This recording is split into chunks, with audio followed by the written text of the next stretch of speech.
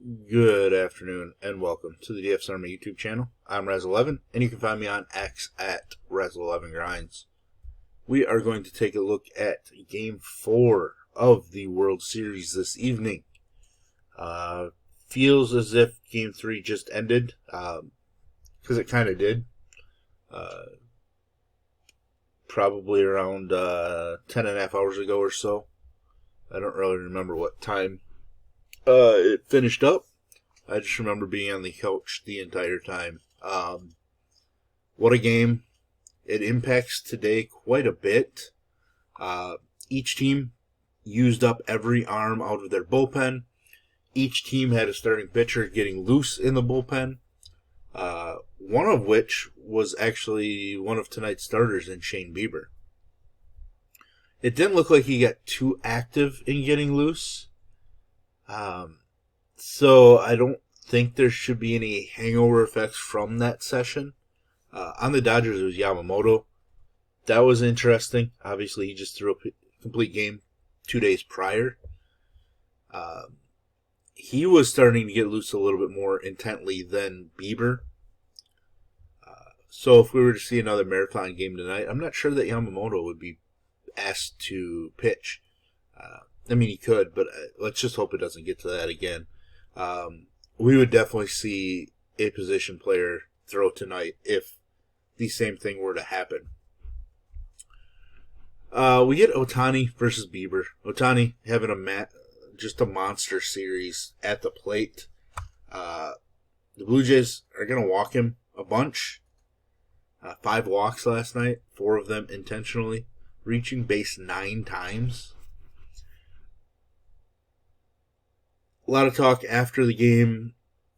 Sounds like they're probably just going to be walking Ohtani.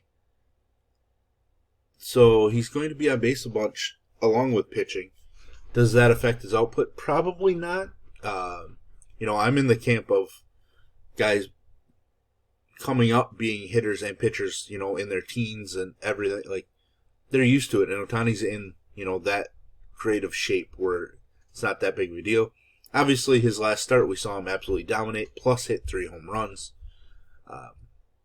So basically, everything's on the table for Ohtani. But in tonight's game, we only get to use him as a pitcher.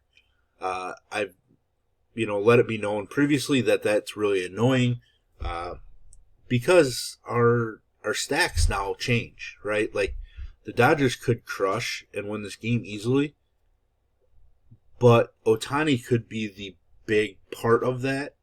Last night he drove in 3 out of the 6 runs and scored 3 out of the 6 runs.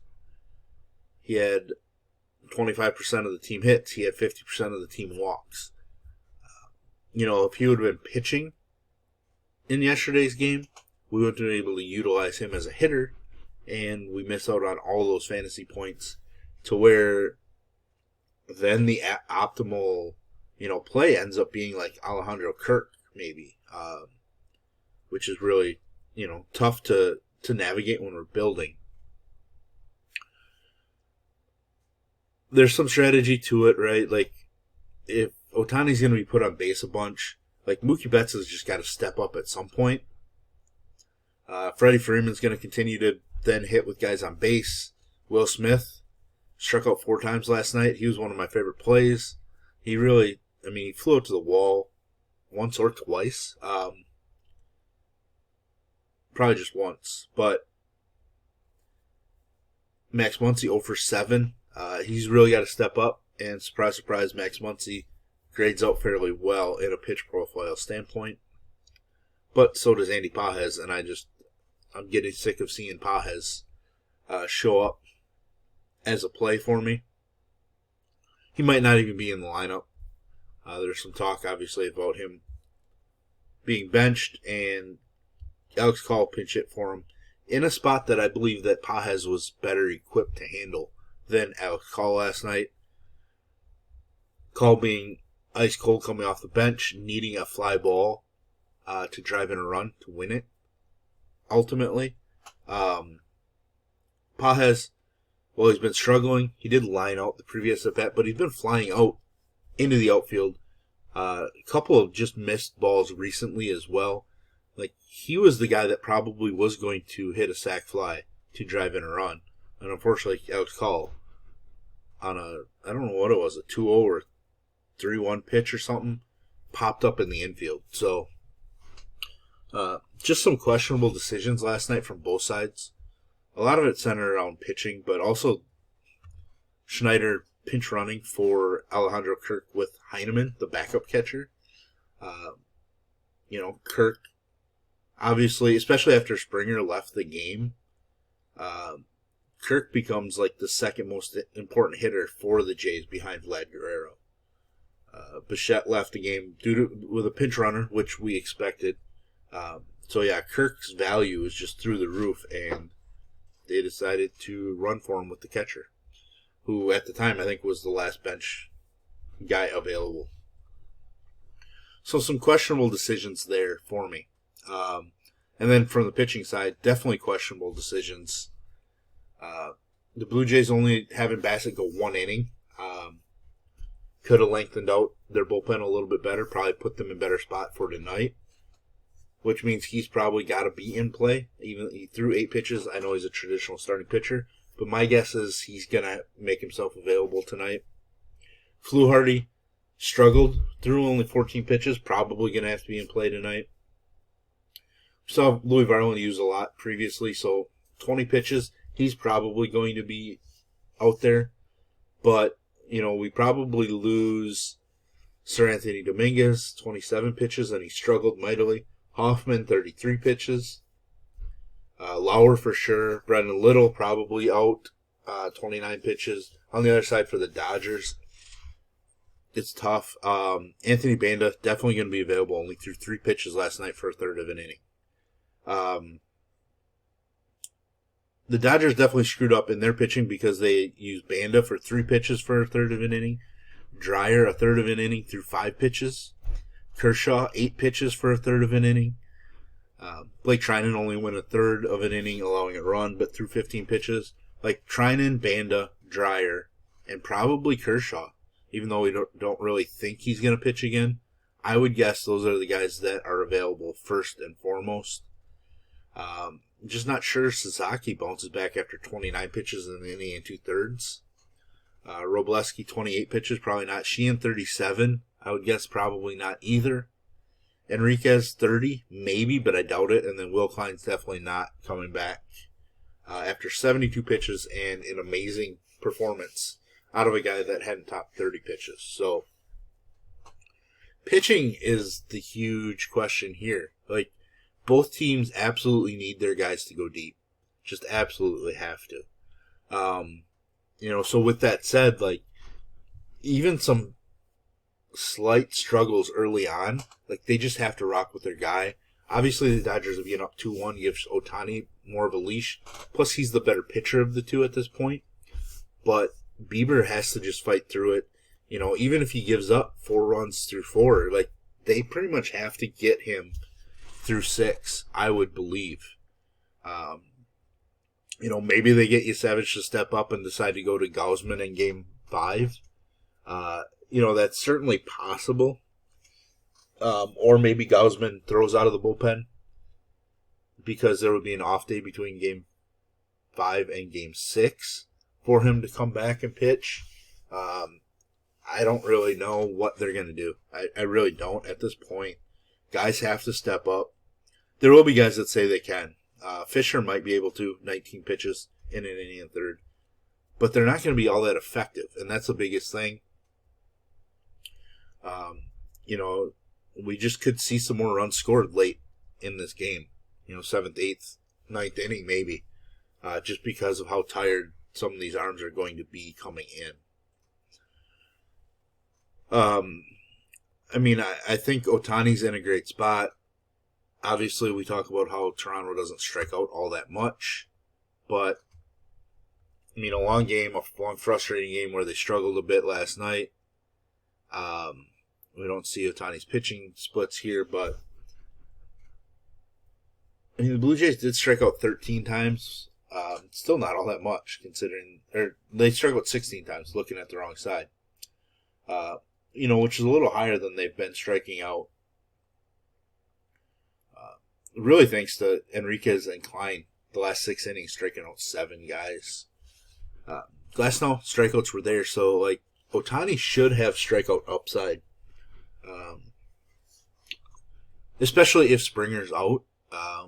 Even though Springer's replacement at DH could be David Schneider, who actually grades out fairly well in the matchup.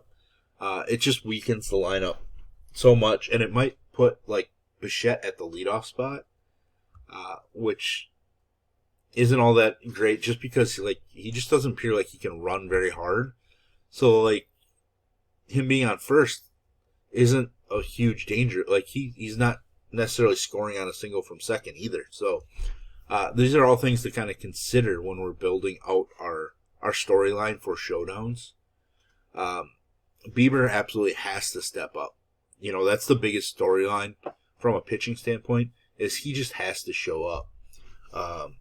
You know, like he has to put out this kind of performance that he did against Seattle, in my opinion. And it's a tall task. He's been really good away from home, you know, minus the runs allowed part, which I think is a little fluky. Strikeouts have been stronger. His whip plummets. His hits, like batting average against, plummets. Problem is like this Dodgers lineup is relentless. The bottom part of the lineup has struggled, though. But with that said, like Teoscar woke up, and Bieber's been such reverse splits this season so far that that's really scary if Teoscar's waking up. Will Smith, Betts, you know, the reverse split part going into Betts, if you're going to be putting Ohtani on, that puts Betts into an interesting spot where I think if he wakes up with a big game. And that's somebody that I am going to force into the captain spot and live with the outcomes. He's obviously hasn't looked great. But things can flip just really quickly. And if you're hitting with a guy on base every time you're up, like, big things can happen once those things click. So, to me, Betts makes a ton of sense as a captain play on this slate. Freddie Freeman, Max Muncy grades out really well in the matchup. Pages unfortunately does again, but man, that's tough. Ohtani versus the other side, like, it's just, I mean, Kirk is somebody that we're going to rely on. But Vlad needs somebody else to step up. Like, the Dodgers could just stop pitching to Vlad, similar to Ohtani, and I think the Blue Jays would be in trouble right now at this point.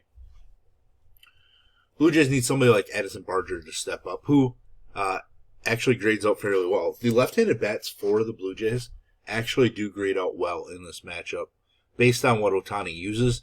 The problem is Ohtani uses so many different pitches that it's so spread out that it can lead to some of those left-handed bats playing more of a guessing game. And then that's what can give him a slight advantage. But a lot of his stuff, those left-handed bats from Toronto have had success against, pitch profile-wise. So it's very interesting. Definitely going to have some Ohtani captain as a pitcher, but I'm still looking at bats just because, like I mentioned, the bullpen's being so drained. Like, even if, you know, we don't see much offense the first handful of innings, at some point, somebody's going to crack. It might even be one of the starting pitchers because of, you know, last night's game. Whether it was Bieber who was getting up and getting loose, or Ohtani, the fact that he was on base 9 times and now has to turn around and pitch, you know, roughly 16 hours after that game completed. So, you know, a little different view on this matchup based on last night's performance. But hit the comments. Let me know what you're looking at, what you're thinking through, any questions you might have. But yeah, hit the like button, hit the subscribe button, turn on the notification bell, and get the alert anytime we drop videos here at DFS Army. If you want to join us, get access to our coaches, tools, sheets, Discord, etc. I will drop a link in the description below. You can use promo code RAZ, that's R-A-Z, for 10% off monthly. And I will drop the link to the merch store. You can check out my hoodie, some of the other designs. That will be down in the description as well. And as always, best of luck, everybody.